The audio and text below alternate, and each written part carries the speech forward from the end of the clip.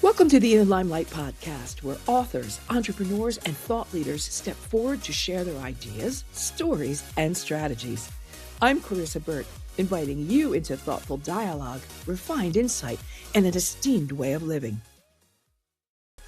Hey everybody, it's Clarissa here. We are back in the limelight, and I have a lovely gentleman here by the name of Chad. I don't know, you want me to say Chad C. Betz, or just Chad Betz? Chad Betz is fine. Makes me sound too pretentious. I know some see. people say, no, you got to put that, because, okay, whatever, I always ask, you never know. So when I got Chad's package, he's an author, obviously, we'll get to say, well, when I got his package, it was kind of like Christmas, because I didn't get one, I didn't get two, but I got 3 books, everybody. It was the greatest thing ever. But let me get back. We're gonna concentrate on one of the books, but I thought this was a great book. I love that cover, Expertise Expedition. There you go. This is really cute too. The second mouse gets the cheese, and we're going to ask him about that too. Maybe even what kind of cheese the second mouse got. But this is kind of what we're going to be concentrating on today, and that is an authentic success. And I will tell you, when I read this byline, I could have been happier, because here's what it says: you're not too old, and it's not too late. Yeah. Phew. Well, I was Chad, I can't tell you how glad I was to hear that. Anyway, so welcome to the show. It's really good to have you here. Why don't you start with, again, you're an executive coach. You'll tell us all the things, leadership, communication, you're a star in your field, but you are also kind of helping to debunk, if you will, a lot of the the common denominators, if you will, the things that we think we're not good enough, we're too old, we can't do this, all of those, silly things that you are here to tell us are not true. So let's get into the book. Great. So it's, an authentic success is a success that's derived from your definition of success. Well, society puts upon us success, our families put upon us success, our friends, all these influences that kind of drive us towards a place. We end up climbing the wrong mountain, and that can be tiring and frustrating. And we get to a point where we're saying, I really haven't achieved my goals, and I've invested so much time. Yeah. What should I do? And that's kind of where we get stuck. And we try to offer a framework to get from here to there, to get from being that stuck to being where you really can achieve stuff, because you're not too old and it's not too late. No matter what mistakes you've made in the past, you could build upon it. But never has it been easier to compare yourself to someone else. And that's one of the main, I think, because we've got social media is like all over the place, and we're looking at, what's greater on the other side and who's doing a better job. And it's right there in our faces every day if we really, if you really think about it. And I think it can be a hit, let's say, to our self-esteem. I wrote a book about self-esteem. It could be a hit to our self-esteem a lot of the times. So what say you about, steering clear of all that stuff? Oh, 100%. Because not only are we comparing ourselves to the other people, we're only comparing ourselves to a fraction of that person. Yeah. We see that highlight reel. We see the vacation. We see, the new business. Everybody's 27 years old. They have 3 businesses. Right. They're working from the beach. We don't see the stress. We don't see the business failures. We don't see the arguments over bills. We only see that small segment. So doing that comparison is so completely unfair to ourselves. We're not going to get to that fraction without the other pieces. Yeah. So to your point, put that aside. It's great, maybe directionally, if you find inspiration from it, great. But otherwise, don't make those comparisons. Yeah, and I think we've already touched upon this, but on your page number 50, I think it is, it says the number one reason that people fail in life is because they listen to their friends, their family, and their neighbors. And that is a quote from Napoleon Hill, one of my personal favorites. So I mean, just, I think one of the most important things that we have to do is really learn about trust in ourselves as well. Yeah. Yeah. And our friends and our family, they love us. Yeah. And they don't want us to get hurt, but they don't necessarily have the knowledge to guide us. Yeah. So they give us these emotional answers. Oh, you can't start a business. You know how risky that is? You know how many businesses fail? You have a good job. Aren't you getting a little bit older? All these little things that can discourage us, even though they meant to help us. Yeah. So it's really important to get to someone who knows what they're doing, a trusted advisor, a mentor, a coach, to come and guide you and just get the emotional support from friends and family. No doubt. I think the other thing that, majorly, most of us are worried about now, and you touch upon it, I know I've seen it in your work here, is AI. And, to use or not to use, to, take a deep dive or stay far away because it potentially could be taking our job one day. It's here, it's coming, and it's going to keep coming. So ignoring it at your own peril, basically. I mean, it's one we're talking about. You're not too old, you're not too late, but there are some stereotypes, and those stereotypes are based in facts. Older people are behind the times with technology. So if you don't follow the technology, and you're like me in the 50s, you can get left behind, or really anybody can, but Yeah, especially people at my level of age there, let's say, right. that if we're not on top of it, and it makes your life so much easier. Play with it. Even if you don't do it with your work, play with it on the side. Go to ChatGPT, Claude, Perplexity, whichever one Right, floats your right, fancy, and right. just try it. And you'll be amazed at the things you can do.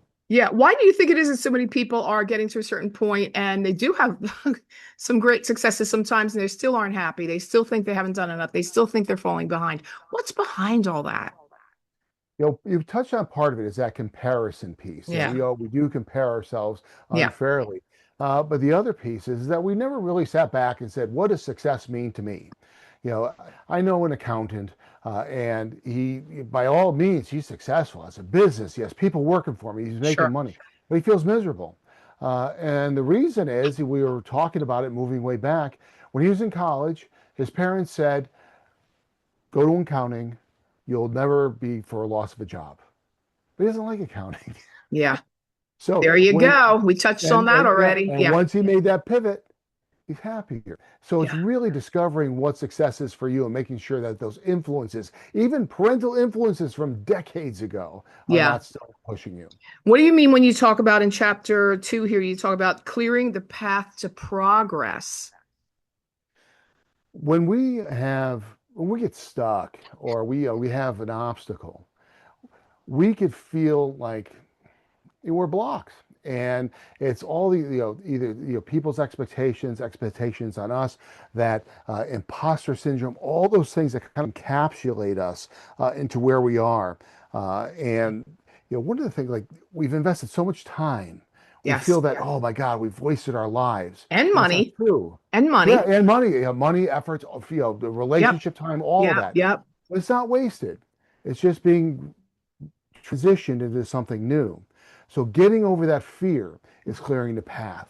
Yeah. Getting over those that imposter syndrome, getting over those other obstacles that just Yeah. we close ourselves in with. That's kind of clearing the path. Yeah. And until you do that, you're not going to be open enough to really see the other opportunities. Yeah. And the imposter syndrome is just another self-esteem piece.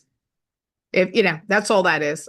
It's the Mhm. I'm not good enough kind of thing. It's the Right. who am It's I? all Who am I here. to who am I to think that I could ever, and especially in leadership, I think a lot of leaders potentially go through that. And you can talk, is that true? Do you find that to be true?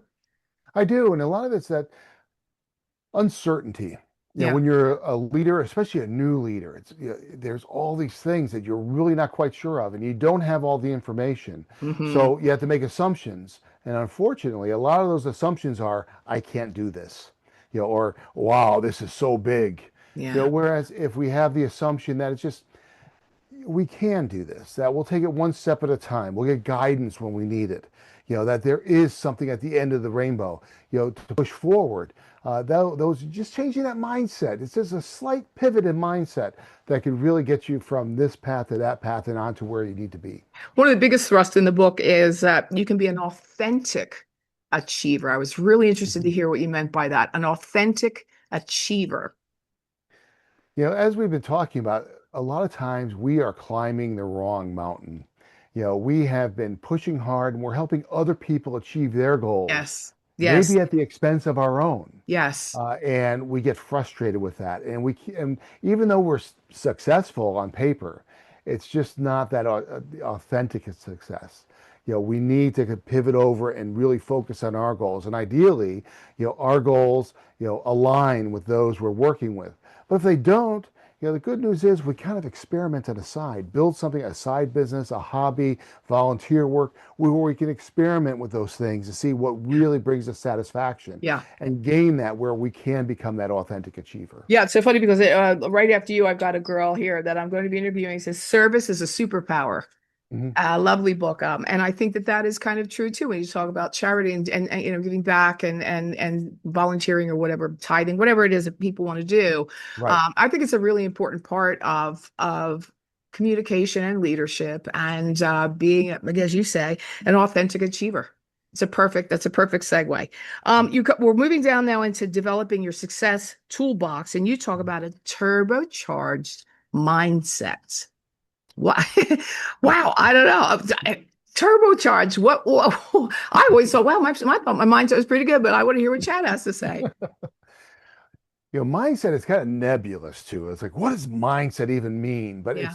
it's that, getting your mind into a position where it's serving you towards your goals. And how do you do that? It's by building habits. Habits really are the foundation of your mindset. Yeah. So even if you still have that failure mindset, you're not quite sure you can do it. When you start building the habits of learning every day, of taking that one step closer, making that one more phone call, doing that one more task, taking that one more class, and you keep going and you do it consistently, all of a sudden your mindset starts to shift and you start to see, yes, I can achieve that. So by building those habits and then building a framework of learning and associating with people who will help you, you could really move forward and turbocharge that mindset.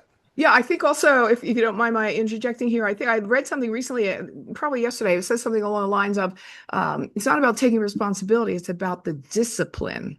Mhm. The discipline, which is where I frequently fall short because I mean, I can take responsibility for a lot of things, but God darn it, I don't know if I can be disciplined as much as I need to be all the time. And that's always been a little bit of a stickler for me. I'll give myself an easy out sometimes. And what you're saying is you got to go that extra mile. I mean, it really is that important.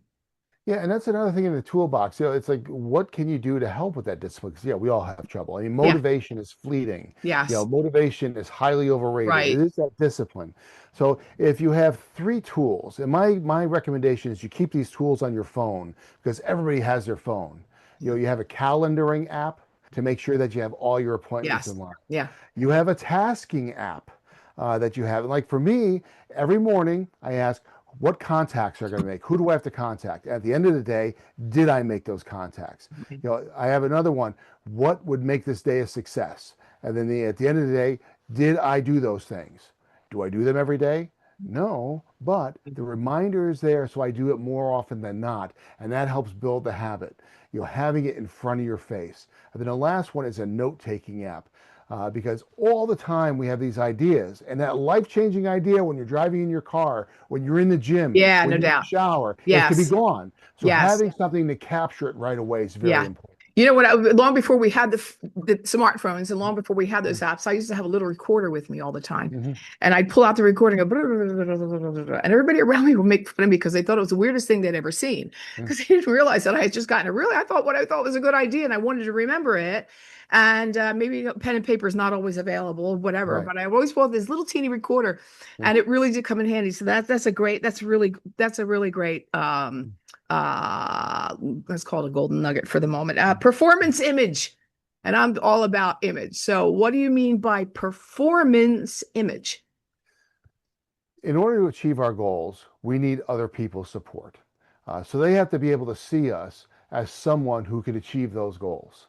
And unfortunately, and looking at me, you can see I'm still a little bit overweight, but I do work Present out, even well, of though I will. course. Yeah. Yeah, I do work out because Right. it's having the energy to move forward is important. Sure. Of It's hard to say you're a high energy individual if you get winded walking up the stairs. course.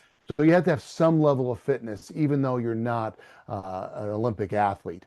And just to show, because unlike Planet Fitness, this is the judgment zone, and Yes. unfortunately, that's life. I It mean, is. it's That's the not way it is. fair. I say it It all is the what it time. is. The other piece is your mind too. It's making sure that you're a lifelong learner, so you're communicating in a way that people will be receptive of you Mhm. as a performer. So that's also part of your performance image. Yes. How and how you dress. If I came in on this podcast with a dirty T-shirt or with something vulgar on my T-shirt, it sends a different message than No having a doubt. collared shirt on. So even Absolutely. that. years and years ago, when I was just getting into the workforce, I was in a training program, and it was for insurance. And the person was introducing one of the speakers, and he said, "The man's a gentleman. He's always wearing a suit." Now, obviously, wearing a suit doesn't make you a gentleman, but it gives the appearance. The perception, absolutely. Exactly, the perception. This and that perception, is so important yeah. to have. Well, I lived in Italy for 30 years where men are in suits all the time. It could be 110 degrees out and they will have a jacket on. And I kept saying, guys, take the jacket off. They come into meetings with me. I say, take your jackets off. Oh, can we? Is that okay? Would that be all right? Take the jackets off. You made your point. I don't want you to sit here and suffer. But it does send a message. Yes. It really does send a message. I would definitely say that. Listen, the intentionally sharpened mind, is that what we just touched upon? We did. I mean, to make sure, again, with those habits, always learning something new. Right. And that's the technology advantage as well. That's right. And that's, well, the technology advantage too, is knowing your tools. Yeah. It's, again, going back to, just because of my age group, if you're always on mute on Zoom and people are saying, "You're on mute." Yeah. You got to learn to have your tools.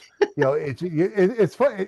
But just even that little bit sends a message. It's like, you don't know how to use the tool. I know. There's always that learning curve, isn't there? Yeah. I know. Yeah. It's anyway. I love this, and that's position yourself for opportunity.